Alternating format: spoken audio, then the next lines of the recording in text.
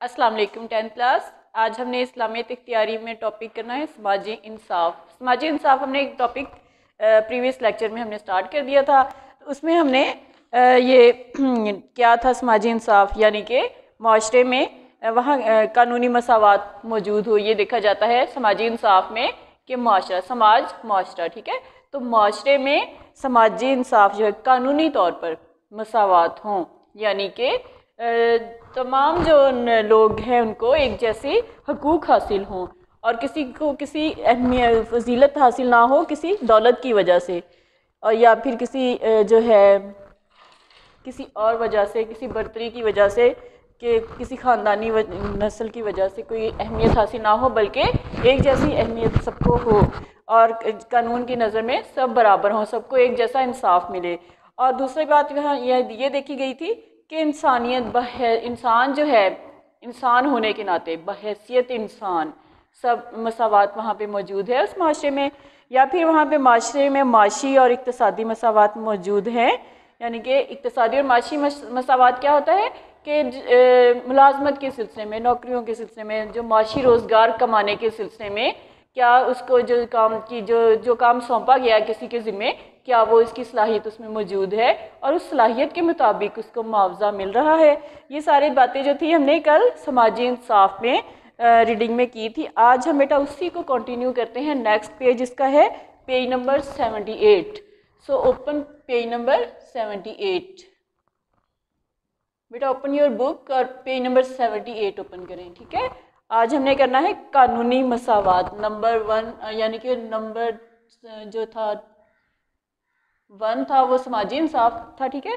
तो उसमें है कानूनी मसावात।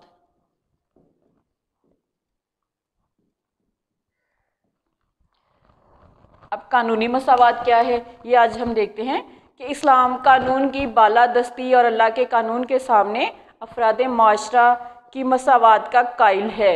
यानी कि इस्लाम में कानून की बालादस्ती और अल्लाह के कानून के सामने अफराद माशरा, यानी कि माशरे के जो अफराद हैं उनके दरमियान मसावात हो, यानी कि उनके दरमियान बराबरी हो।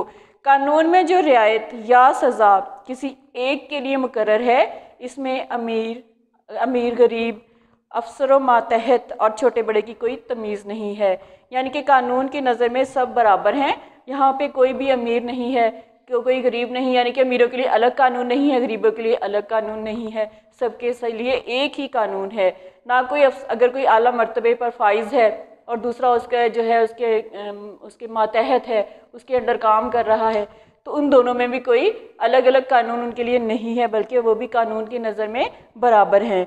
और ना ही कोई छोटे बड़े की तमीज़ है, यानी कि ये नहीं देखा जाता कि वो बड़ा है या छोटा है तो इस वजह से बड़े को सज़ा कम दें, छोटे को दें, या फिर कोई इस तरह की कोई भी तमीज़ या फ़र्क। तमीज़ क्या होता है? फ़र्क होना। तो ऐसे कोई भी फ़र्क जो है इस्लाम में नहीं है, यानी कि कानून की नज़र में सब बराबर होते हैं। हद तो ये है कि खुद शारे अलैहिस्सलाम भी अपने आप को कानून इलाही से बाला नहीं समझते।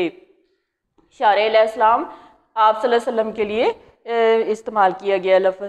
तो आप सल्लल्लाहु अलैहि वसल्लम भी अपने आप को कानून इलाही से बाला नहीं समझते, यानी कि कानून इलाही से ऊपर नहीं अपने आप को समझते, बल्कि तमाम अहकाम की पूरी पाबंदी फरमाते हैं। बल्कि आप सल्लल्लाहु अलैहि वसल्लम ने भी तमाम जो अहकाम हैं, जो अल्लाह ताला के जितने भी अहकाम हैं उनकी मुकम्मल तौर पे पाबंदी करते थे और ज़रा सा भी उनसे हटकर काम नहीं करते थे। और ऐलान करते हैं, और उन्होंने वाज़िया फरमाया कि अगर किसी ने मुझसे बदला लेना हो या किसी का मैंने कुछ देना हो तो हाजिर हूँ। यानी कि देखिए कि आप सल्लल्लाहु अलैहि वसल्लम ख़ातिमुन नबीन रहमतुल्लिल आलमीन, पूरी दुनिया के लिए जो नबी बनाकर भेजे गए, उन्होंने भी यहाँ तक कहा कि अगर किसी ने मुझसे कुछ बदला लेना है तो मैं हाजिर हूँ। अगर मैंने किसी का कुछ देना है, मेरे ज़िम्मे कोई कर्ज़ है किसी का, तो भी मैं हाजिर हूँ। यानी कि आप सल्लल्लाहु अलैहि वसल्लम जो है के अंदर आजिज़ी थी। खुलफ़ाए राशिदीन का दौर भी कानूनी मसावात का दौर है। अब आप सल्लल्लाहु अलैहि वसल्लम के सहाबा इकराम जो थे, खुलफ़ाए राशिदीन, हज़रत उमर रज़ी अल्लाह अन्हु, हज़रत उस्मान गनी रज़ी अल्लाह ताला अन्हु, हज़रत अली रज़ी अल्लाह ताला अन्हु, हज़रत अबू बकर सिद्दीक़ रज़ी ताला अन्हु, तो इनके दौर जो थे वो भी कानूनी मसावात का दौर था। और हज़रत उमर रज़ी अल्लाह ताला अन्हु के दौर को आज भी यूरोप के ममालिक फ़ॉलो कर रहे हैं। उन्हीं के दौरे हुकूमत के मुताबिक वो वही असूल जो हैं वो अपनी दौरे हुकूमत में ला रहे हैं, और जिसमें अदल व इंसाफ की हर कीमत पर कायम रखा जाता था। यानी कि खुलफाए राशिदीन का जो दौर था उसमें अदल और इंसाफ इसको हर कीमत पर कायम रखा जाता था। यानी कि हर फैसला जो है इंसाफ के साथ, अदल के साथ किया जाता था। अदल के उन्वान के तहत इस मौजू पर लिखा जा चुका है। हम इसकी थोड़ी सी तफसील जो है उसमें देखते हैं कि जो है अदल जो है यानी कि इस्लाम जो है कानून की बालादस्ती और अल्लाह के कानून के सामने जो है अफराद माशरा की मसावात का कायल है। यानी कि माशरे में तमाम अफराद को मसावात होनी चाहिए, सबको एक जैसा समझना चाहिए। ये नहीं कि कानून की नज़र में कोई बुलंद है और कोई कम है, किसी को कम सज़ा दें क्योंकि उसकी हैसियत व मर्तबा बहुत ज़्यादा है, और कोई जो है वो उसकी हैसियत इतनी नहीं है तो उसको सज़ा ज़्यादा दे दे। बल्कि ऐसा नहीं है, जो जिसका जितना भी जुर्म है उसको उसके मुताबिक सज़ा देनी चाहिए। फिर उसके बाद है नेक्स्ट जो पॉइंट है माशी मसावात। अब माशी मसावात क्या होता है? यानी कि माशी होता है रोज़गार, मसावात रोज़गार के सिलसिले में जो मसावात है, ठीक है, बराबरी है। इस्लाम माशी मसावात का अलम बरदार है। यानी कि इस्लाम में माशी मसावात को बहुत अहमियत दी गई है। माशी मसावात के मानी ये हैं कि माशरे में हर फ़र्द की बुनियादी ज़रूरतें पूरी हों और हर एक को यकसा वसाइल माश और रोज़ी कमाने के मौक़े हासिल हों। यानी कि इस्लाम में माशी मसावात का एक बहुत आला असूल है।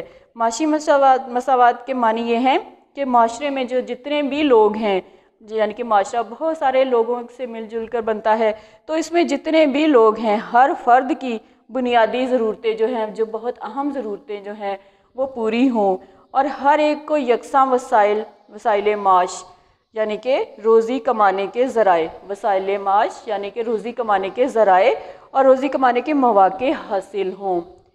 कोई शख्स बुनियादी ज़रूरतों से महरूम ना हो। अब इस्लाम में ये भी है, देखा जाता है कि कोई भी शख्स जो है वो बुनियादी ज़रूरतों से महरूम ना हो। यानी कि जो छोटी छोटी ज़रूरतें जिनको बहुत होना बहुत ज़रूरी है, जिनको पूरा करना बहुत ज़रूरी है, उसके बगैर जो है इंसान ज़िंदा नहीं रह सकता।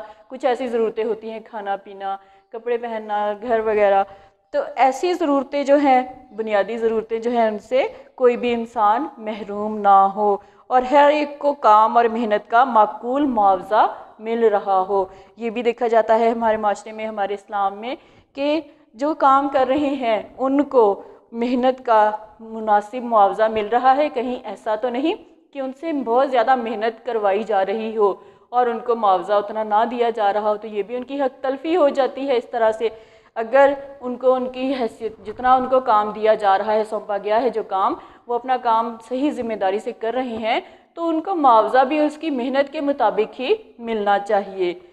इस सिलसिले में इस्लाम की तालीमात बड़ी वाज़िया और मुकम्मल हैं। यानी कि किसी और मज़हब में ऐसी जो है तालीमात देखने में नहीं मिलती, लेकिन इस्लाम में जो है इस सिलसिले में बड़ी वाज़िया तालीमात दी गई हैं। इस्लाम ने अपने माली निज़ाम को एतकादात, इबादात, मामलात और इखलाकियात से जुदा करके पेश नहीं किया। यानी कि इस्लाम जो है उसने अपने माली निज़ाम, ठीक है, माली निज़ाम, माल के लिहाज से जो निज़ाम है उसमें ना तो इबादात और एतकादात और मामलात इखलाकियात से जुदा नहीं किया, बल्कि इन सब को पेश नज़र रखा, बल्कि हर अमल को जिसमें खुदा की खुशनुदी और नोए इंसानी की बेहतरी हो इबादत करार दिया है। यानी कि इस्लाम में हर ऐसा अमल कि जिसमें अल्लाह ताला की खुशनुदी, यानी कि अल्लाह ताला को खुश करने के लिए जो काम किया जाए, अल्लाह ताला की रज़ा की खातिर जो काम किया जाए, और नोए इंसानी की बेहतरी हो, यानी कि ऐसा काम के जिससे बनी नौ इंसान की उसमें बेहतरी हो, ना कि ये कि उस काम से दूसरों को नुकसान पहुंच रहा हो, बल्कि उसमें इंसानों की बेहतरी हो। और ऐसे काम जो हैं वो इबादत का दर्जा रखते हैं, यानी कि उन्हें इबादत करार दे दिया गया है कि ये काम जो हैं इबादत के मुताबिक ही हैं, यानी कि इबादत के मसावी हैं। यानी कि जिस तरह अगर किसी ने बहुत ज़्यादा इबादत कर ली और ये अच्छे काम भी कर लिए तो वो भी इबादत में ही शुमार होगा। और इस्लाम की नज़र में जायज़ ज़राए से मालो दौलत हासिल करना और इसके ज़रिए अपनी बुनियादी ज़रूरतें पूरी करना और गुर्बत व अफलास का ख़ात्मा करना काबिल तारीफ़ है। यानी कि इस्लाम जो है,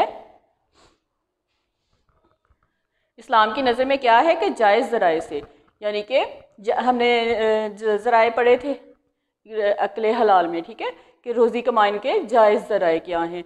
तो जायज़ ज़राए जो हैं उनसे मालो दौलत हासिल करना और इसके ज़रिए अपनी बुनियादी ज़रूरतें पूरी करना और गुर्बत व अफलास का ख़ात्मा करना काबिल तारीफ़ काम है और ये बहुत बड़ी नेकी है। यानी कि अपनी अगर किसी को गुर्बत व अफलास का ख़ात्मा करना है, उसके लिए कोई गलत तरीका इस्तेमाल करेगा तो वो यानी कि उसमें अच्छाई में नहीं आएगा, वो गलत तरीका होगा, वो नाजायज़ तरीका होगा। अगर जिस तरह इस्लाम में हलाल ज़राए रोज़ी के मुकर्रर कर दिए गए हैं, तो उनसे मुताबिकत रखते हुए अगर कोई ज़रिया इस्तेमाल किया जाए कि जिससे जायज़ तरीके से आप रोज़ी कमा रहे हैं, तो इससे जो है और गुर्बत व अफलास जो है उसका ख़ात्मा कर रहे हैं, जायज़ ज़राए से रोज़ी कमा कर अपनी गुर्बत को ख़त्म कर रहे हैं। तो इससे जो है अपने और इसके ज़रिए अपनी बुनियादी ज़रूरतें भी पूरी की जा रही हैं। तो ये क्या कहलाएगा कि बहुत काबिल तारीफ़ काम होगा, यानी कि ये सबसे अच्छा काम होगा और बहुत बड़ी नेकी होगी। कौन से काम से? हलाल ज़राए से रोज़ी कमा के अपनी बुनियादी ज़रूरतें पूरी करना और गुर्बत व अफलास का ख़ात्मा करना, तो ये बहुत बड़ी नेकी में शुमार होगा। जहाँ जायज़ काम और मेहनत के ज़रिए रोज़ी कमाना इस्लाम ज़रूरी करार देता है, वहाँ किसी बेरोज़गार और माजूर के लिए बुनियादी ज़रूरतों का फ़राहम करना हुकूमत और सोसाइटी का फ़र्ज़ समझता है। अब इस्लाम ने एक तरफ तो जायज़ काम और मेहनत के ज़रिए रोज़ी कमाना जो है वो ज़रूरी करार दे दिया है, ठीक है, हमारे मज़हब ने जायज़ काम और मेहनत के ज़रिए रोज़ी कमाना ज़रूरी करार दे दिया है। लेकिन वहाँ अगर कोई बेरोज़गार और माजूर है, वो रोज़गार नहीं कमा सकता, उसमें इतनी ताकत नहीं है, इतनी सलाहियत नहीं है कि कोई रोज़ी अपनी कमा सके, और जो या फिर कोई ऐसा है कि उसकी किसी जिस्मानी हिस्सा उसका नाकारा हो गया है, वो माजूर हो गया है, तो वो काम नहीं कर सकता। तो इसके लिए ऐसे लोगों के लिए बुनियादी ज़रूरतों का फराहम करना किसका फ़र्ज़ है? हुकूमत का फ़र्ज़ है। यानी कि इस्लाम ने कहा है कि अपनी जायज़ रोज़ी कमाओ, अपनी बुनियादी ज़रूरतें पूरी करो, रोज़ी कमाओ। लेकिन अगर कोई इंसान ऐसी मुश्किलात में है कि वो रोज़गार नहीं कमा सकता, उसकी कोई ऐसी मजबूरी है, वो यानी कि उसमें इतनी सलाहियत ही नहीं है कि वो जायज़ रोज़ी कमा सके, या फिर कोई माजूर है, किसी का जिस्मानी हिस्सा जो है वो नाकारा हो गया है और वो किसी ज़रिए से वो जायज़ रोज़ी नहीं कमा सकता, तो इसके लिए क्या है कि हुकूमत की ये फ़र्ज़ है कि उसके लिए जो है उसकी ज़रूरियात को फ़राहम करे, बुनियादी ज़रूरियात को फ़राहम करे। या हुकूमत का फ़र्ज़ है या माशरे का, सोसाइटी का। इस्लाम अगरचे इनफरादी मलकियत का कायल है, मगर ऐसी दौलत जो जायज़ ज़राए से हासिल हो उसे हलाल नहीं समझता। इस्लाम में क्या कहा गया है कि इनफरादी मलकियत हो, यानी कि किसी की कोई जायदाद है, किसी को कोई है उसकी मलकियत में कुछ है, तो उसकी जो है ऐसी दौलत, मगर ये तो है इस्लाम में हक़ दिया है कि आप जायदाद रख सकते हैं, किसी चीज़ की ज़मीन है या बागात हैं या घर हैं, कोई भी किसी किस्म की भी जायदाद की मलकियत आपको हासिल हो सकती है, मगर ऐसी दौलत से वो जो है मलकियत हासिल ना की गई हो जो कि नाजायज़ ज़राए से हासिल हो और उसे हलाल नहीं समझा जाता। यानी कि ऐसी जो मलकियत, कोई ज़मीन किसी का हक़ छीन लिया, अपने नाम ज़मीन करवा ली, या किसी का घर छीन के अपने नाम करवा लिया, ज़बरदस्ती किसी पे कब्ज़ा कर लिया, आजकल जिस तरह हो जाता है इस तरह के काम, तो जो है ऐसे कामों से जो रोज़ी कमाई जाएगी वो हलाल नहीं होगी। ना ही ऐसी मलकियत जो किसी के हक़ छीन कर ज़बरदस्ती कब्ज़ा करके की गई होगी, तो उसको हलाल नहीं बल्कि हराम करार दिया जाएगा।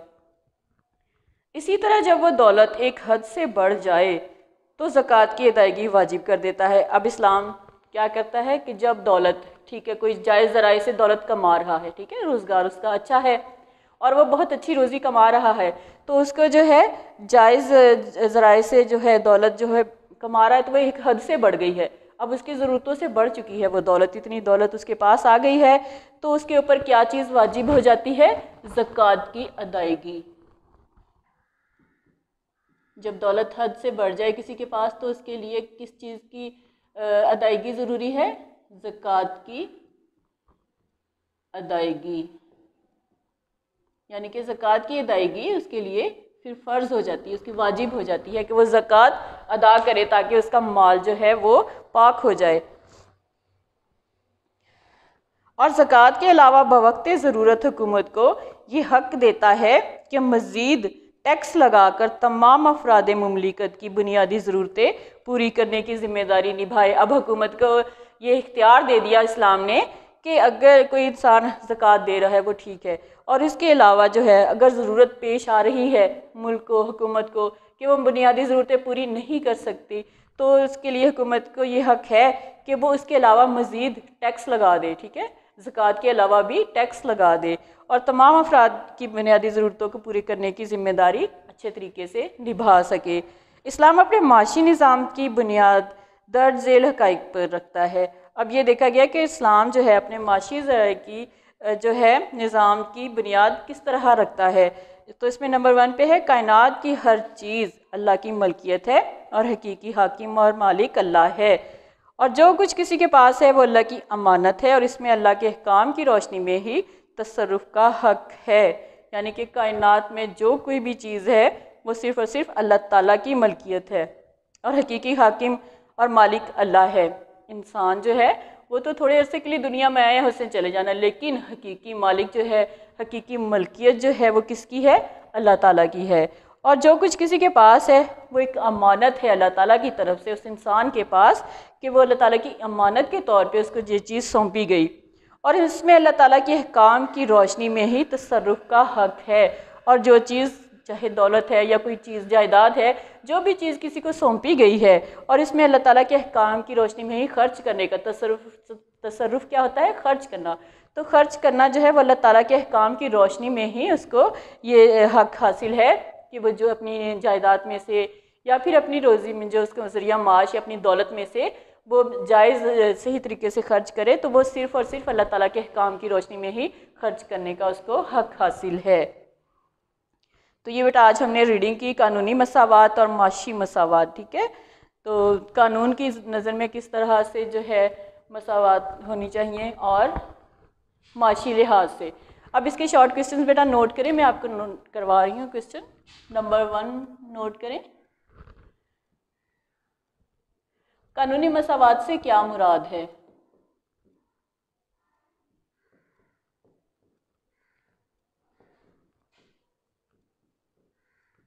कानूनी मसावात से क्या मुराद है?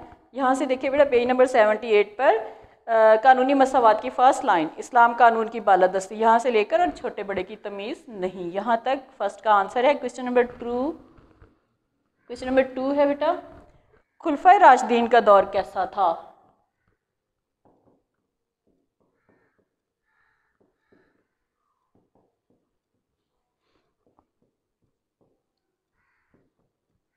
खुलफाए राशिदीन का दौर कैसा था?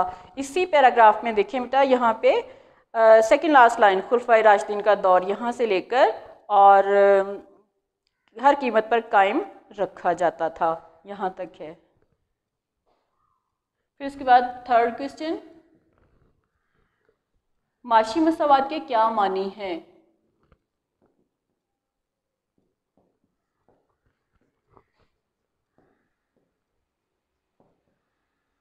माशी मसावात यानी कि रोज़गार कमाने के सिलसिले में जो ज़रिए हैं उनमें किस तरह से मसावात होनी चाहिए। तो माशी मसावात में इस्लाम माशी मसावात का लंबरदार है, यहाँ से लेकर माकूल मुआवजा मिल रहा हो, यहाँ तक क्वेश्चन नंबर 3 का आंसर है। क्वेश्चन नंबर 4 नोट करें बेटा,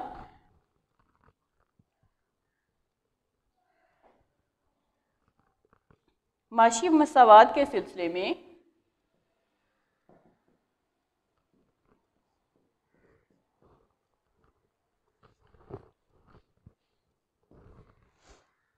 इस्लाम की नज़र में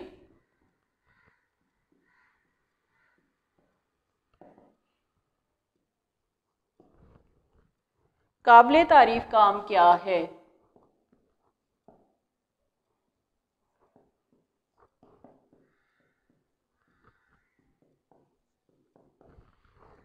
तो क्वेश्चन नंबर 4 में देखिए बेटा आप यहाँ से कि इस्लाम की नज़र में सेकंड पैराग्राफ, माशी मसावात का सेकंड पैराग्राफ, इस्लाम की नज़र में जायज़ ज़राए यहाँ से लेकर और बहुत बड़ी नेकी है, यहाँ तक इसका आंसर है। उसके बाद क्वेश्चन नंबर 5, इस्लाम ने टैक्स की अदायगी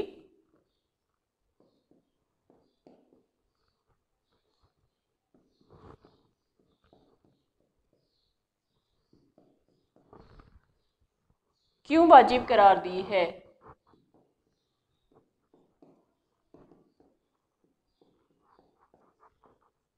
अब टैक्स की अदायगी के बारे में बताया गया है कि इस्लाम ने क्यों वाजिब करार दी है। तो इसका बेटा आप देखिए, ये जो है इस पेज का लास्ट पैराग्राफ है, उसमें सेकंड लाइन, इस्लाम अगरचे इनफरादी मलकियत का कायल है, यहाँ से लेकर और ज़रूरतें पूरी करने की जिम्मेदारी निभाए, यहाँ तक क्वेश्चन नंबर 5 का आंसर है। तो ये बेटा हमारे आज शॉर्ट क्वेश्चन थे, हमने किया है माशी मसावात और कानूनी मसावात। ठीक है, समाजी इंसाफ में हमने ये 2 पॉइंट किए हैं और इनके शॉर्ट क्वेश्चन जो हैं ये मैंने आपको नोट करवा दिए हैं। इनको बेटा नोट कर लें और बुक के ऊपर मार्क कर लीजिएगा। ओके बेटा, अल्लाह हाफिज़। आपका लेक्चर कंप्लीट हो गया है।